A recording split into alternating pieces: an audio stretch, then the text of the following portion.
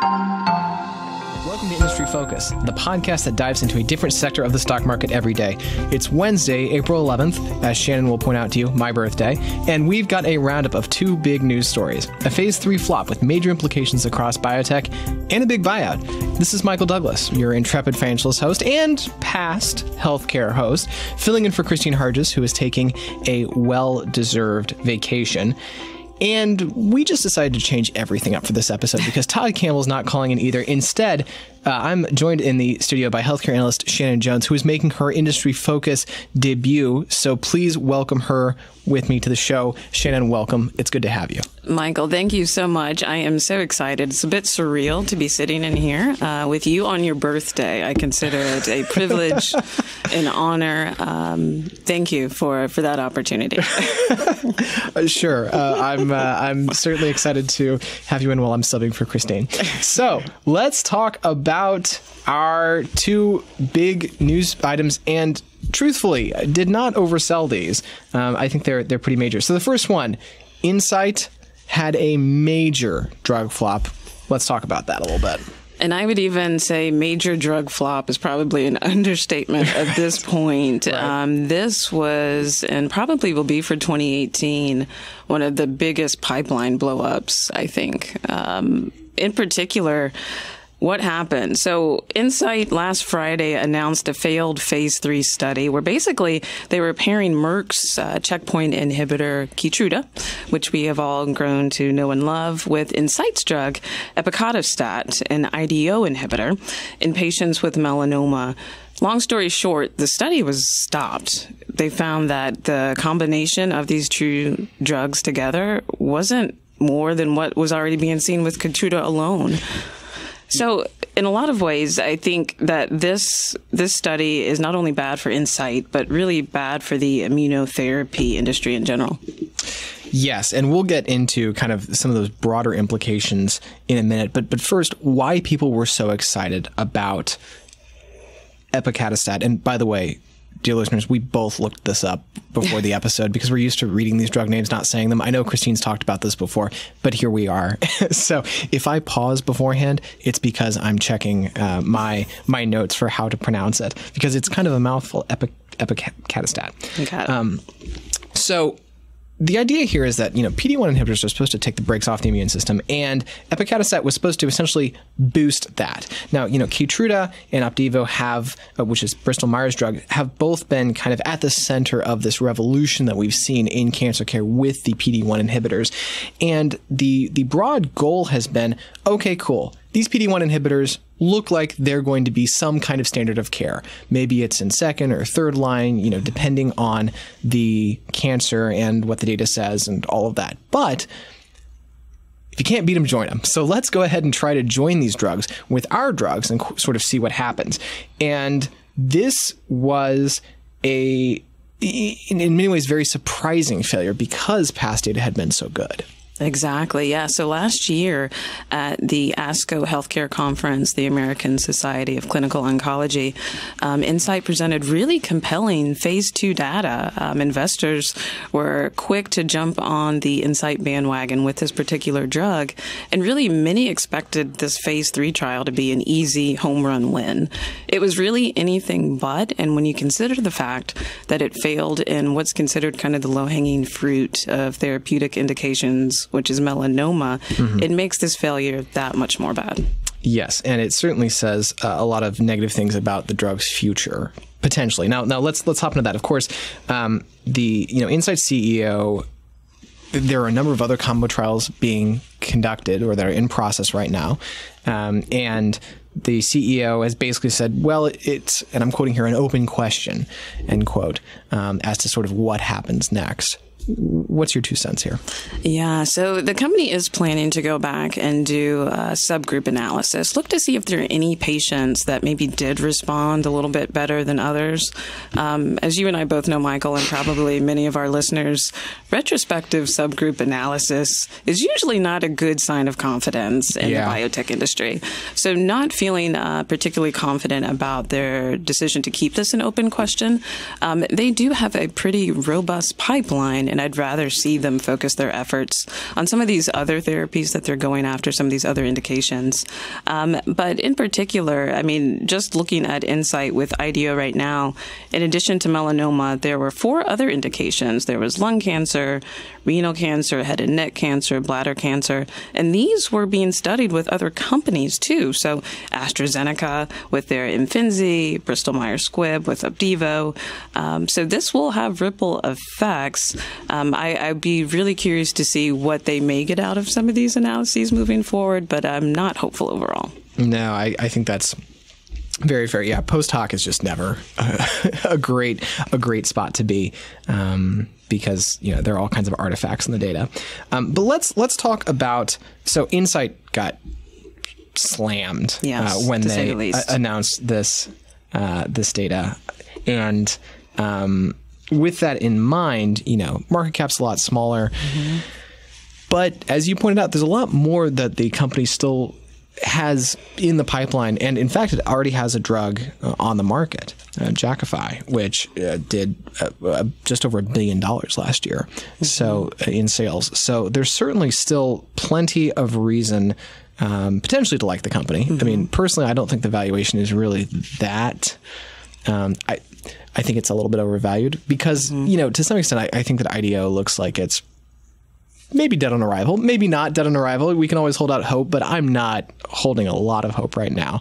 But they do have a number of other pipeline candidates. They do. In particular, and coming up in just a couple of weeks, Olumiant, which is an Eli Lilly partnered rheumatoid arthritis drug that is currently already approved in Europe, is set to have its day with the FDA here. They'll be having an advisory committee meeting on April the 23rd. This drug has had its history for sure. It sounds like, though, analysts are are expecting that this particular AdCom will go well. So this could be some short-term boost for revenue for Incyte. As you mentioned, Jakafi, they do have a blockbuster cancer drug that you can't deny. Peak sales right now estimated to be about $3 billion annually. And really, they've got a pipeline with 10 different targets. So I think really Incyte kind of makes the case for a lot of these revenue-starved big biopharmas that are needing some short-term boost in cash. This could actually be a really good opportunity for them to pick up Incyte. Yeah, and no, I think that's good insight on Incyte. I'm sorry. I warned you beforehand that I was going to do that at least once. This is true, ladies and gentlemen. Michael Douglas will be here all day on his birthday. Bad puns. It's kind of, I've built a career out of them.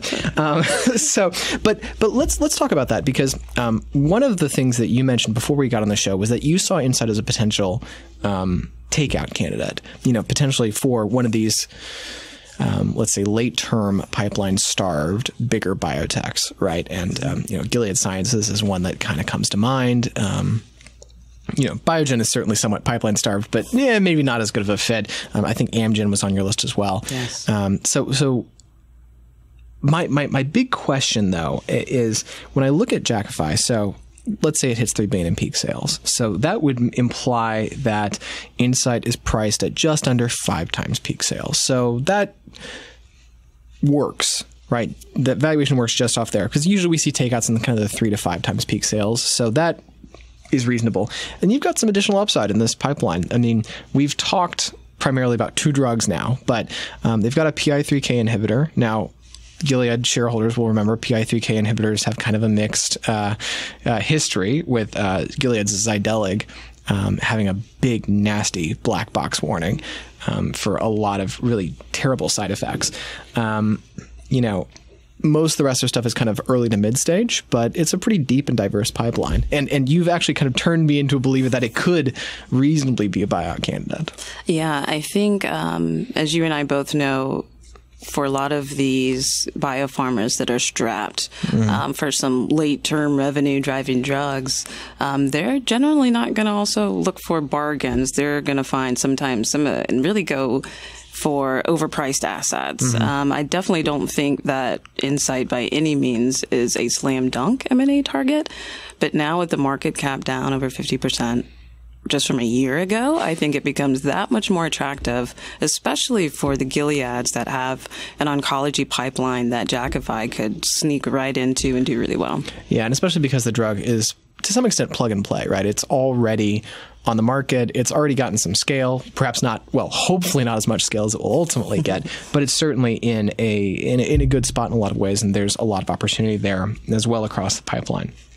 Okay, so that's our take. I think if you are an Incyte shareholder right now, you're probably doing some soul searching. I would be. I don't think this is a stock that's a compelling buy on the dip. We certainly don't believe in purchasing stocks based on potentially becoming an M&A target. That said, I don't know. For me, the market reaction felt about right. And so I kind of feel about Incyte now as I did then, which is could be interesting, a little bit rich for my blood personally. Yeah, I have to agree there. Incyte, really without this clear combination strategy, it leaves a lot of question marks for me. Until I think the company figures that out, I think I'll stay on the sidelines. Yeah. Okay, so let's talk about broader industry very briefly, and then we'll head on to our second topic. So this is just bad news for immuno-oncology across the board because we finally now have a really clear sign of a combo drug whiffing. And frankly, there are a lot of combo drugs being tested out there right now. Last time I checked, which was maybe a month ago, there were over 800 clinical trials involving either Keytruda or Opdivo, which are, again, the two big leaders in PD-1. Yeah, absolutely. And just on the IDO inhibitor space alone, you saw when this news came out for Incyte, New Link Genetics, for instance, fell 42%.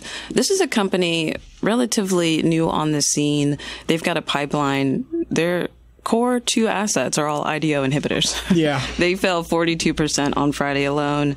Nektar Therapeutics wasn't immune either, fell 7%. And even Bristol Myers Squibb with Opdivo even fell slightly on the news. I will make mention, though, Bristol's IDO inhibitor, same class, slightly different mechanism of action, so time will tell how it plays out for Bristol. But really across the board, I think what you're seeing is investor sentiment is really changing for these combination strategies. There's a big question mark within the industry. And I think really from an investor's perspective, an everyday investor, this really drives home the point. Take those phase 2 results with a grain of salt. Mm-hmm. It is not uncommon for a phase 2 drug to look really great, but then come in phase 3 and utterly bomb out, just like this drug did. So take it with a grain of salt. Recognize that you might see some promising signs, but as it gets exposed to larger patient populations, if it's not a safety issue, it'll be an efficacy issue. And either way, you need to use some caution. Yeah, absolutely. No, and this is the classic thing with all biotech, right? Is that, hey, there's a 90% fail rate once a drug enters phase 1. It's still not better than a coin toss, even at phase 3. And so you just kind of have to play those odds. And that's why I think all of us, when we invest in healthcare, tend to try to go for fairly diversified portfolios. Some are going to do well, some will whiff, and predicting them beforehand is not the easiest thing in the world. All right, so let's turn to our second big story, which is a big buyout. And, if we sound like broken records, it's because every week there seems to be some kind of big buyout going on, if not in healthcare, then in some other sector. But so on Monday, so just 2 days ago from recording at least, Novartis announced that they were going to pay $218 per share for AveXis for a total of cost of $9.8 billion. That's an 88% premium, which is over the previous closing price on April 6th, which is pretty good return. Congratulations, AveXis shareholders. You have had a very, very good few days. Yeah, absolutely. So Novartis here, and I must say Novartis has been impressing me as of late.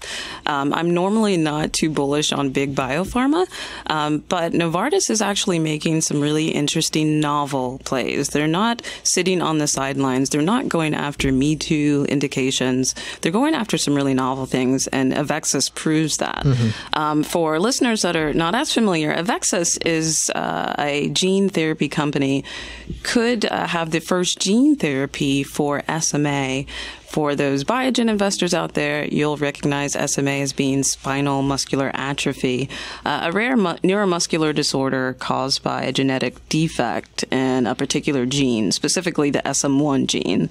AveXis here is hoping to make a play in a space that is still a huge unmet need, despite the fact that Biogen has the only approved drug for SMA right now. Mm-hmm. Yeah, so the thing with Spinraza is that it arrests, or appears to at least arrest or delay, slow down effects. The idea here of this gene therapy is that the potential, and of course, let's be clear here, it is only potential right now. We do not have phase 3 data, which, as we just discussed, is kind of important. But the potential to possibly create a fix. I mean, if you can fix the gene, the genetic defect, then potentially you could see spinal muscular atrophy defeated, perhaps. And again, we are speculating here. But if that's how this drug ends up functioning, then you could see that unmet need basically be entirely met, at least for everyone who can pay. Yeah, and to that point, when you think about gene therapy, this could be a literal one-and-done therapy. Spinraza right now requires really what's called a front-loaded dosing strategy, where you give more doses up front, and then you have to give ongoing maintenance doses. Mm-hmm. This could be a huge game changer, if approved, as a one-and-done fix-it therapy for these critically ill patients.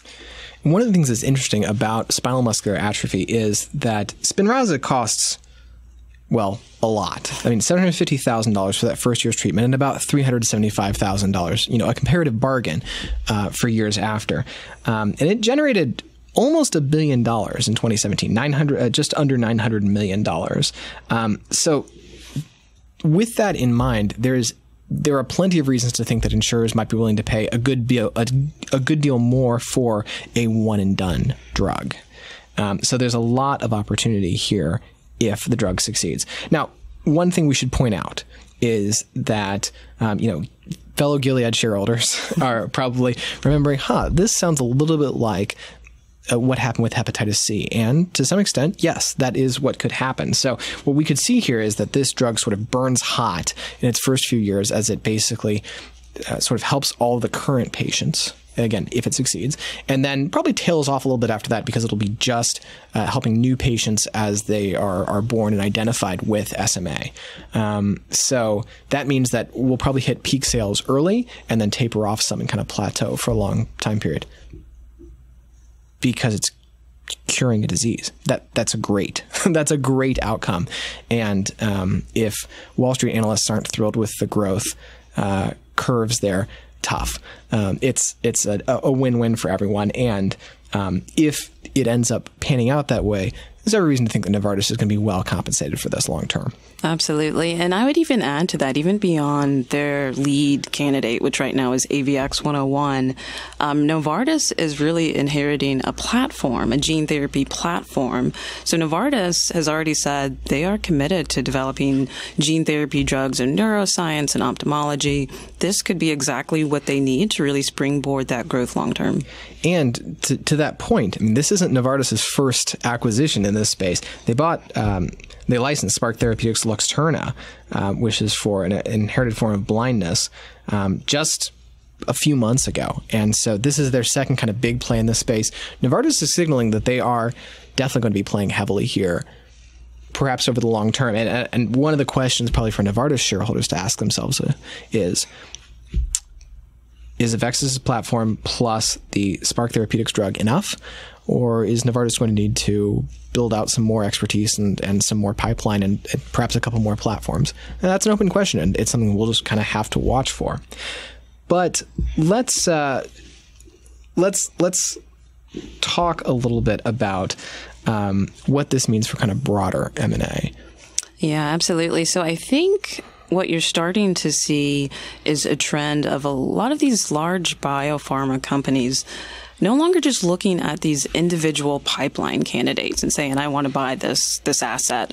They're actually now beginning to look beyond that does this company bring a manufacturing expertise, manufacturing capability that goes beyond that? Is there a platform that we can now launch more drugs off of? So I think you'll probably start to see this more.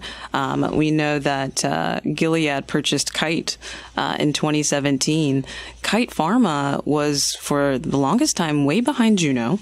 But I think the reason why Gilead went after Kite, obviously there were some safety issues, but it was the fact that Kite had the manufacturing capabilities already in place. I think that'll be an important trend to watch as you're looking to see who could get picked up next. Yeah, and it's this idea of plug and play again, that to some extent, these big biotechs and big biopharmas that are looking to either plug a hole in their platforms or in their pipelines, or to just, find something accretive and work with it. They're thinking not just about upfront costs, but they're also thinking about what those knock-on effects are. I mean, the FDA has certainly been sending plenty of drugs back to the drawing board for manufacturing issues.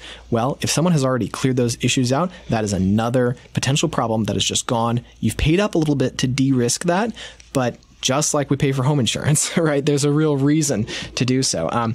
The way I likened this to Shannon, we were chatting about it yesterday, was I'm buying a shed, or I've actually already bought a shed and I'm assembling it this weekend. And by that, what I mean is I'm paying somebody else to assemble it, because it is not a... I'm just not very good at building things. And so it just makes sense in that case for me to pay up a little bit to de-risk that particular part of my yard. So very excited about that. Another question that I think a lot of people watching this deal are probably thinking, which is, what was Biogen thinking?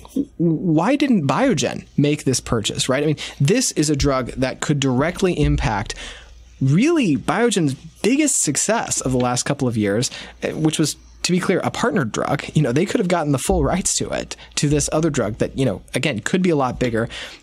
They've made moves sort of, they've certainly indicated that they're interested in companies kind of like AveXis. How did Novartis beat them to the punch? That is the question of the ages, Michael. And that is, I think, the reason why a lot of Biogen investors probably right now are scratching their heads. Of course, we can't see right now if this was some sort of bidding war. Right. If so, I really hope that Biogen was at the table for that conversation. If not, then I'm really disappointed that Biogen didn't at least try. To your point, not only did it make sense from their own pipeline perspective, they are strategically refocusing themselves on neuroscience assets. They already have a preclinical gene therapy in play. So this would have made total sense for Biogen. The CEO has mentioned wanting to do more deals, and we really haven't seen that. There's been a couple of deals here and there, but we really haven't seen that yet. So if it does come out that Biogen didn't even come to the table, if I was a Biogen investor, I would be really concerned. Yeah, I think that's very fair. And because, frankly, you look at Biogen and they are incredibly concentrated, right? I mean, you look at their current revenue, it's basically multiple sclerosis. There's a little bit more, but that's pretty much it. You look at their pipeline, late stage, we're looking at primarily Alzheimer's, and which has companies unfortunately have an atrocious record at successfully bringing an Alzheimer's drug to market. It basically doesn't happen. And so, or at least it hasn't happened historically, I suppose. And so it feels like there's a lot of concentrated risk there for a company that's that big. This could have been a great opportunity for them to diversify. Of course, one of the things that Biogen's management said, and I want to be clear here, they're not unique in this. Pretty much everybody says this, but they say, well, yes, we want to buy things that'll be accretive. Of course, we only want to buy at the right price. I'm not aware of any company that says we'll buy things at any price, but it bears in mind, it bears thinking here, did Biogen step away because they thought that, basically the premium got too high. So the final question, I guess, for us then is, did Novartis overpay? $9.8 billion, not cheap. Yeah, not cheap at all. When we're looking just at AveX 101 right now, analysts are pegging peak sales in about the $2.4 billion range. So we're looking at about 3.5 to 4 times sales right now, which is not terrible, right? Like, this is certainly within its range. But I think, with an 88% premium for a company that has no approved drugs, gene therapy is still pretty novel and unproven for the most part. I think time will tell. I don't want to automatically say they've overpaid, but until we see, I know AveX 101 will be filed later this year, so we'll get the data hopefully right before that. But we'll have to see if they overpaid. I don't know that. Yeah, no, and of course no one can know. I mean, to be honest, I'm of the opinion that Novartis paid a pretty good price because it's getting that platform. And that's the thing, is that, if you're able to get that 3 to 5 just with the lead candidate, everything else is gravy, I start getting pretty interested. And this, as you pointed out earlier, Novartis is making some smart moves. Increasingly, my view on companies is that those that allocate capital most efficiently and most effectively tend to really be your big winners. And well, basically this means that Novartis is going to have to get a second look from me after I'd largely written off Big Pharma, as I think you have. So that'll be certainly a long conversation for us to have in the future. Absolutely. And of course, just to underscore the fact that, this is assuming the drug works, right? And really, I think the theme of this entire industry focus has been be very careful with phase 2, because phase 3 can come up and blow things away. But I do think it presents some really compelling investment opportunities long term. Absolutely. Well, folks, Shannon, thanks for joining us. Thank you. That's it for this week's Healthcare Show. Questions, comments? You can always reach us at industryfocus@fool.com. As always, people in the program may have interest in the stocks they talk about, and the Motley Fool may have formal recommendations for or against. So don't buy or sell stocks based solely on what you hear. This show is produced by Austin Morgan. For Shannon Jones, I'm Michael Douglas. Thanks for listening, and Fool on.